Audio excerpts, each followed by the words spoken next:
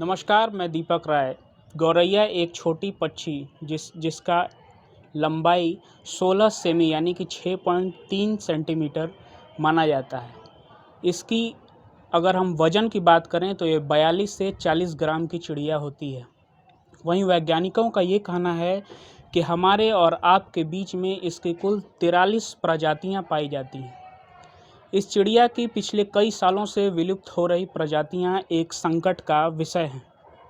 इसका सबसे बड़ा कारण हमारे और आपके बीच से विलुप्त हो रहे गांव और हमारे देसीपन को माना जाता है।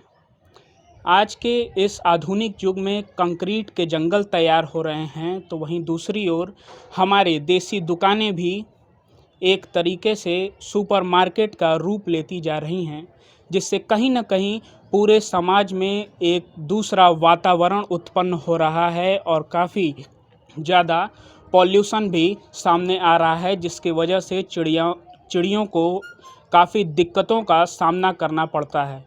इसी के साथ साथ हमारे आधुनिक युग में बढ़ते मोबाइल टावर भी इसका कहीं न कहीं सबसे बड़ा कारण है, जिसके वेव्स निकलने के कारण चिड़ियों को, गौरैयों को बहुत सारी दिक्कतों का सामना करना पड़ता है। ये रास्ते भटक जाते हैं, भोजन इनको नहीं मिल पाता है उन वेवों के कारण, और तमाम तरीके की समस्याएं इनके साथ उत्पन्न होती हैं। जहां दिल्ली सरकार गौरैया संरक्षण को लेकर के इसे राज्य पक्षी घोषित कर रही है, तो वहीं दूसरी तरफ वाराणसी के अतुल जी ने भी इस गौरैया संरक्षण को आगे बढ़ाने के लिए एक मुहिम के तौर पर काम शुरू किया है। तो हमारे साथ अतुल जी इस वक्त मौजूद हैं। अतुल जी, काशी टाइम्स में आपका बहुत बहुत स्वागत। बहुत बहुत धन्यवाद दीपक जी, आपको और आपके काशी टाइम्स को।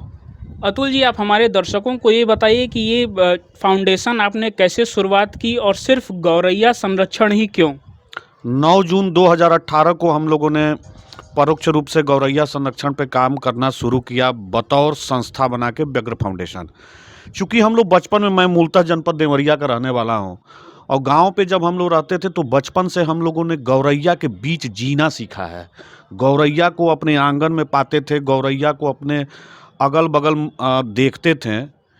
और जब हम लोग यहाँ आए और ये कंक्रीटों का जंगल होता जा रहा है, बनारस सांस्कृतिक राजधानी है, तो ये मन में टीस एक रहती थी कि यहाँ भी गौरैया को किस तरीके से हम लोग बचाएं और कैसे गौरैया आनी शुरू हो जाएं हमारे घर में, आंगन में। तो उसके लिए हम लोगों ने एक मुहिम शुरू की। जहां गौरैया संरक्षण की बात होती है तो उसके साथ साथ ये जो आप काफ़ी लकड़ियों का उनके लिए एक झोपड़ी नुमा आप घर बना करके दे रहे हैं, और उनको खाने पीने की क्या व्यवस्था दी जाती है आपके तरफ से? हम लोग व्यग्र फाउंडेशन यानी व्यग्र परिवार के लोग अपने इष्ट मित्र के वैवाहिक वर्षगांठ पे, जन्मदिन पे, उनके यहाँ शादी में, रिसेप्शन में या किसी भी शुभ कार्य में जाते हैं तो व्यग्र फाउंडेशन के तरफ से काष्ठ निर्मित घोंसले, पानी के मिट्टी के पात्र, ककुनी और बाजरा देते हैं और उनसे अपील करते हैं कि आप इनको संरक्षित करें और बचावें। इस व्यग्र फाउंडेशन की जब बात सामने आती है तो लोगों के जहन में कहीं ना कहीं ये बात ज़रूर आएगी कि इसमें कितने लोग हैं और इस संस्थान से कितने लोग जुड़े हुए हैं। देखिए, हमारी संस्था को तो हजारों लोग फॉलो करने वाले हैं, व्यग्र फाउंडेशन को। हमारे सहयोगी हैं आशुतोष तिवारी जी, जयंत सिंह जी, और तमाम हमारे व्यग्र फाउंडेशन में सदस्य हैं जो परोक्ष अपरोक्ष रूप से इस नेक कार्य में लगे हुए हैं, जो कहीं न कहीं से हमारी मदद करते हैं। जब पक्षियों की बात आती है अतुल जी, तो ये काफ़ी नेक काम है और ये बिना जुबान के जीव हैं। अगर इंसान को भूख लगती है तो वो तो मांग के खा लेते हैं, और जब पक्षियों को भूख लगती है तो उनको कहीं से व्यवस्था करना पड़ता है, काफ़ी संघर्ष करना पड़ता है। जैसा कि आप भी समझ रहे हैं कि आजकल कंक्रीट के जंगल तैयार हो रहे हैं, लोग जंगलों को काट दिया जा रहा है, भोजन नहीं मिल पाते हैं। तो लागत कितनी आती है इन चिड़ियों को खाना खिलाने में? सबसे पहले तो हम आपके चैनल के माध्यम से सबसे अपील करते हैं कि अपने घर पे कुछ यदि घोंसला नहीं लगाते हैं तो कम से कम दाना और पानी तो ज़रूर रखें। चाहे कोई भी चिड़िया हो, जिनको पानी और दाना मिलेगा तो उनके लिए अच्छा रहेगा, क्योंकि तालाब, छोटे छोटे गड्ढे शहर में तो ख़त्म हो गए हैं ना। और सबसे बड़ी चीज़ है कि ये जो हम लोग घोंसला बनवाते हैं, इसमें 300 के आसपास की लागत आती है, और हम लोग कोई सरकारी मदद नहीं लेते हैं। हमने अभी तक किसी भी प्राइवेट, किसी बड़े उद्योगपति से या किसी से भी पैसा नहीं मांगा है, न कभी हम लोगों ने निवेदन किया है। ये मेरे सहयोगी साथी लोग हैं और मेरे 2-4-10 और व्यग्र परिवार के साथी हैं। हम लोग आपस में इसको व्यवस्था करते हैं और आपस में जो भी जिसकी जितनी स्थिति बनती है, अपने से आर्थिक रूप से मदद करके हम लोग इसका निर्माण कराते हैं। हम लोग की एक व्यग्र परिवार की बच्ची है संजना मिश्रा, जो बीएफए गंगापुर की प्रथम वर्ष की छात्रा है। वो मुफ्त में आके हमारे व्यग्र फाउंडेशन के घोंसलों को पेंट करके उस पे नाम लिखती है। आइए हम इससे जुड़ी और तमाम कुछ बातें व्यग्र फाउंडेशन के अगले सदस्य लोगों से जानने की कोशिश करेंगे और आप तक पहुंचाने की कोशिश करेंगे। सर, आप हमारे दर्शकों को ये बताइए कि व्यग्र फाउंडेशन जो है, इसको आप किस तरीके से देखते हैं और आप क्या उम्मीद लोगों से करते हैं कि ये कहां तक ये कारवां बढ़ेगा और आगे भविष्य इसका कैसा होगा? जी, आज की व्यस्त दुनिया ज़िंदगी में आदमी को कुछ ना कुछ समय निकालना चाहिए इस चिड़ियों के लिए। जो जानवर हैं उनके लिए, जो अभी आपने कहा कि ये बेज़ुबान जानवर हैं जो कह नहीं सकते हैं कि हम भूखे हैं और प्यासे हैं, तो इनके लिए वक्त निकालें, इनके लिए कुछ करें, ताकि ये भी हमारे ये इन्वायरमेंट के हिस्से हैं, वातावरण के हिस्से हैं, जिससे वातावरण जो हमारा सही बना रहे। वातावरण स्वच्छ की जब बात आती है सामने, तो सबसे बड़ा सवाल ये उठता है कि ये जो चिड़ियों को दाना दिया जा रहा है, इन दानों की अच्छी क्वालिटी कहाँ से उत्पन्न हो, क्योंकि आजकल कहीं ना कहीं ये जो ककुनी और बाजरे की बात आ रही है, इसकी खेती भी बहुत कम हो रही है। और इस वक्त जहाँ हम बनारस में हैं, यहाँ तो हमारे अंदाज के हिसाब से कोई बाजरा और ककुनी की खेती बहुत कम होती है, या कि ना की बराबर होती है। इस पर कितनी लागत आती है, इसको कहाँ से मंगाया जाता है?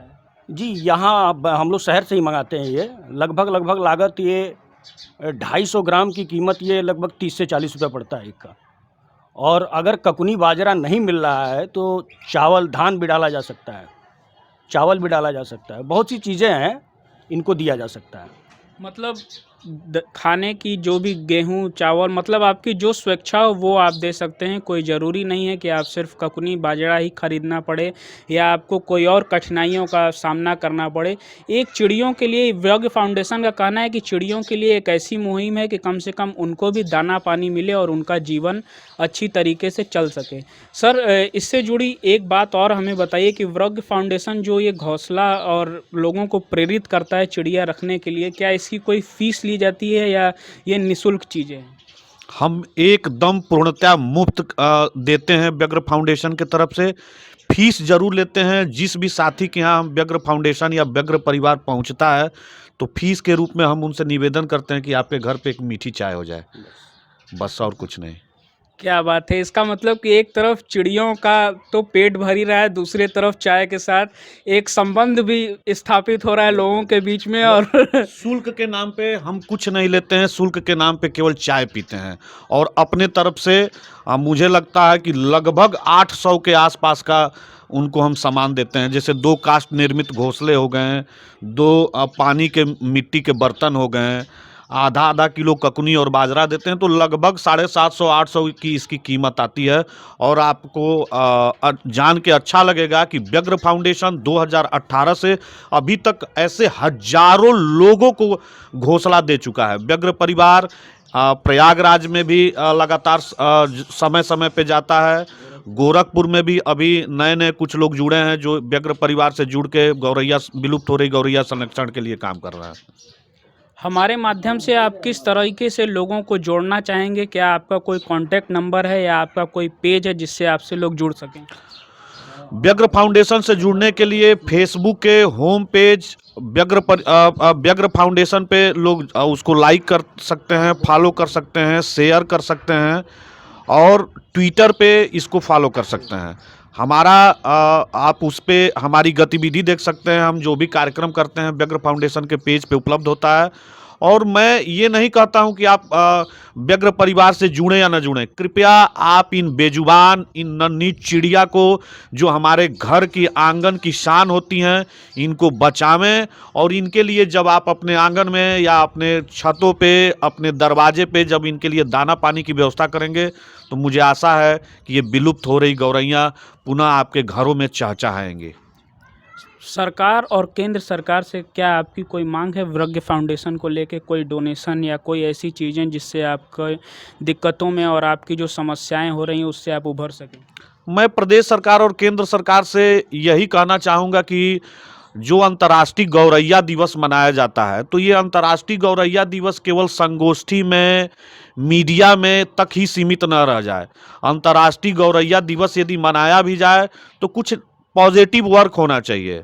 लोगों को प्रोत्साहित करें, लोगों को बताएं, ये अपने वैज्ञानिक संसाधनों से या सरकार अपने संसाधनों से ये पता करे कि आखिर कौन सी कारण से ये मेरी गौरैया विलुप्त होती जा रही है। ये कौन सा ऐसा कारण है जिससे कि गौरैया को जो नुकसान पहुंचा रहा है और गौरैया गायब हो रही हैं या विलुप्त हो रही हैं, उस पे काम करे गवर्नमेंट ना। आप सुन रहे थे हमारे साथ गौरैया संरक्षण के लिए वृग्य फाउंडेशन के अतुल जी को। बहुत बहुत धन्यवाद सर आपका हमारे लिए समय देने के लिए। बहुत बहुत धन्यवाद आपको और आपके इस चैनल को। बने रहिए आप हमारे साथ, इसी तरीके से तमाम वीडियो हम आप तक पहुंचाते रहेंगे। अगर आप हमें यूट्यूब पे देख रहे हैं तो हमारे चैनल को लाइक करें, शेयर करें और सब्सक्राइब करें, और यदि हमें आप फेसबुक पे देख रहे हैं तो हमारे चैनल को शेयर करें। बहुत बहुत धन्यवाद।